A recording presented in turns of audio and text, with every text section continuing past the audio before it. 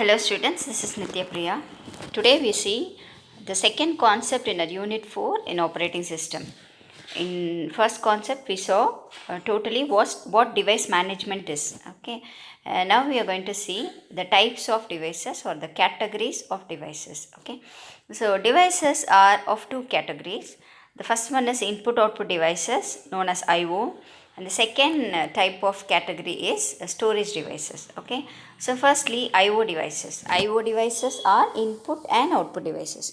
Input devices are the ones that take input from the outside world. For example, keyboard, mouse. Okay, so these are input devices, and the output devices are monitor, printer, like that. Okay, so output devices show the output to the outside world or display the output to the outside world. Okay, input devices take input from the user from the outside world, and output devices display or it gives the details, the outputs to the outside world. So we gave the example for IO devices, right? The second category of devices are storage devices. Storage devices are devices that store the information taken from the user or some secondary storage. Okay, so there are three types of storage devices. The first one is serial access device, the second one is completely direct access, and the third one is direct access storage devices. Now we are going to see these three types of storage devices. So firstly we saw the categories of devices, IO and storage. So we saw IO devices, and then we saw storage devices. In storage devices there are three types of storage devices. So these three devices we are going to see in detail now. So firstly, serial access devices. Serial access devices are the ones that store the data serially, one by one after the other. Okay, so serial is inline or sequential or ordered. So that is called as serial. Okay, one record is stored. So after the first record, the second record would be. After the second record, the third record would be. So that is how the data is stored. The data can be also referred as record. Okay, right. So in the diagram you see one tape. So this is the tape. Actually this unit is magnetic tape. In magnetic tape there will be a tape. Simply it's a tape. In the tape the records will be stored one by one. So you see the first record, here it is record number 100. Okay, it is said it is record number 100. It has 4 bytes. The bytes are E3, C1, D7 and C5, and there is a gap after record number 100, and then record number 101 starts. Okay, so that contains 4 bytes, namely E4, D5, C9 and E3. Okay, so that is how the record should be stored one by one. So this is called as magnetic tape, and this is a serial access device. Serial access device example is magnetic tape. Okay, right. So here we have to understand one thing. When we read a record, the head will be blocking the particular record, the tape in a particular record. Okay, so their blocking will happen. So after the entire record is read, then it moves and the head points out to the second record. So whatever record the head is pointing, that particular record will be accessed, read or written.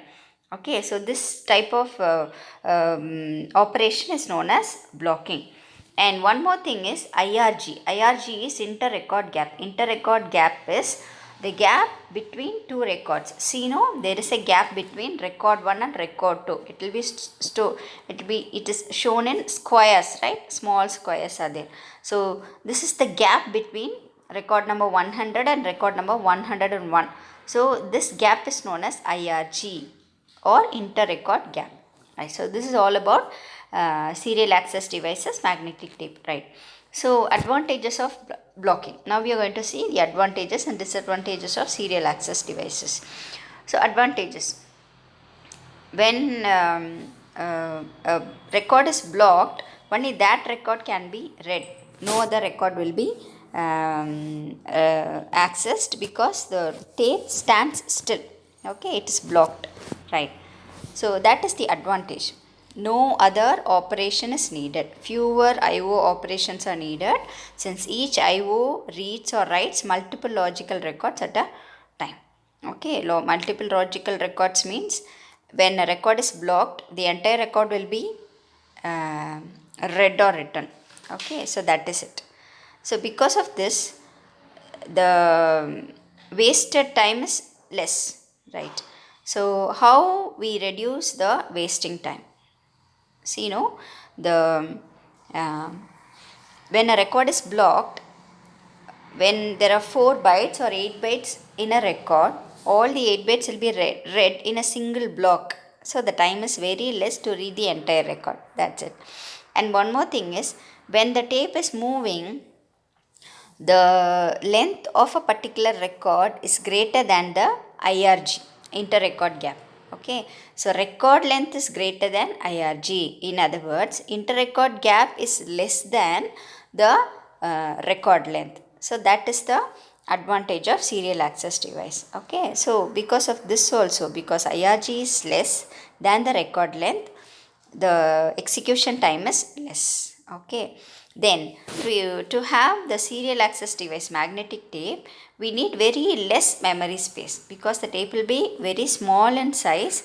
In that small size of tape, we can store many records, number of records we can store in a single tape, because you can say we have a small chip in which we can save multiple files. Yes, it is, nowadays it is available, but in those days when this book was written, no chip or no secondary device like memory card, pen drive, nothing was available. Only big storage devices were available then. So compared to that devices, so this magnetic tape needs very less space. That's it, right? Then disadvantages. I told what blocking is. Okay, blocking. The head is blocking one particular record. Okay, so that is called blocking. So what are the disadvantages of blocking? Software overhead and routines are required to do blocking and deblocking. Okay, to do blocking, we have to write a program, and that program has to be executed. So that is called as no software overhead. So this routine and software overhead are there to do blocking and deblocking. Deblocking is releasing the block, right? So then buffer space is wasted. Buffering is when reading or writing is done, that read or written record data is written is using some temporary memory, will be using some temporary memory. So that temporary memory is called as buffer. When a particular record is read for a long time, memory buffer space will also be wasted. Okay, so that is the second disadvantage. And tape errors may also happen. Okay, so that is called these are the 3 disadvantages of blocking. So here comes the second type of devices, namely completely direct access devices. Completed direct access is, I'll show you the figure, you can understand that. See, this is the completely direct access device. In that device, there will be many circles. We can say n cross n circles will be there. Okay, n cross m, we can say. N is the row and m is the column. Okay, here there are 4 rows and 4 columns. Okay, so why it is called as completely direct access? I'll tell you. In serial access, if you want to catch record 2, know the go, we have to come across record 1. Only after crossing record 1 we can reach record 2. But that is not the case in completely direct access. See, if you want to hit a particular circle, we can hit it directly without crossing any circle. Okay, any of the record, we need not touch any other record, we can directly hit that particular record. For example, see in the first row, third circle, what is the value of it? What is the index of it? See the x part and y part. X part is the column and y part is the row. Okay, x part is the column and y part is the row. So if we want to catch, for example, the first row, third circle, x would be No, x would be 3, x would be 1, sorry, x would be 1 and y would be 0. Okay, so 1 comma 0, x comma y equals 1 comma 0. So if we say 1 comma 0, directly that will be accessed. Okay, so without crossing any circle, we can directly hit that. This is called as directly access. See, the for last circle in fourth row, fourth circle, see, yeah, that's it. See the x part of it, x part is 0. Okay, x part is 0 and the y part is, see, it is 12. So we can directly say x comma y, which is 0 comma 12. If we say 0 comma 12, we can directly catch that particular circle, right? So in that circle the record would be stored, right? So this is called as directly access devices, right? So the access time is very less. Whatever size it is, the access time is less, right? That's the advantage of completely direct access device. And the third one is direct access devices. Direct access devices, magnetic tapes or discs store one on the other. Okay, so this is called as magnetic drum. Magnetic drum. In this drum there are so many tracks. Okay, so the first track is there on head 1 and the second track is denoted by head 2 and so on. So there are 5 tracks and there are 5 heads. Okay, right. So in each track the record are stored. So every record is like a serial access device. Okay, so one by one records will be stored, right? So whichever record the head is pointing on, that particular record will be accessed. So this is what we saw in serial access devices, right? Okay, so so you can read it. So whatever I told, the theory, in the theory it will be, then for example, if record 2 comma 1, what is record 2 comma 1? See the head 2 is pointing up track 2, and track 2, in track 2 there will be so many records stored. So here we assume this is the first record. Okay, so you can see, we can point out a record as record number comma, sorry, track number comma record number. So here it is the first record in track 2, we can say 2 comma 1. Okay, so what is there in 2 comma 1? C4, C9, E2 and E2, right?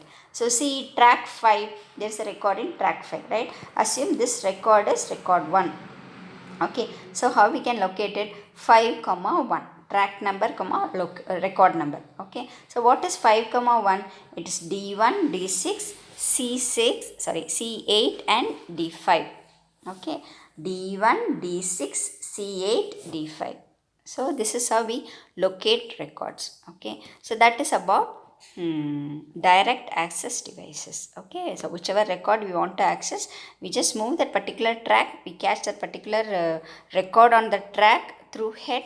So we just point out the track and we just point out the record in that particular track, we access it, read or write. Okay, so that's all about this presentation. We saw the category of devices, okay, IO and storage, and we saw the 3 types of storage devices: serial access, completely direct access and direct access. Hope you understood the video. Thanks for watching.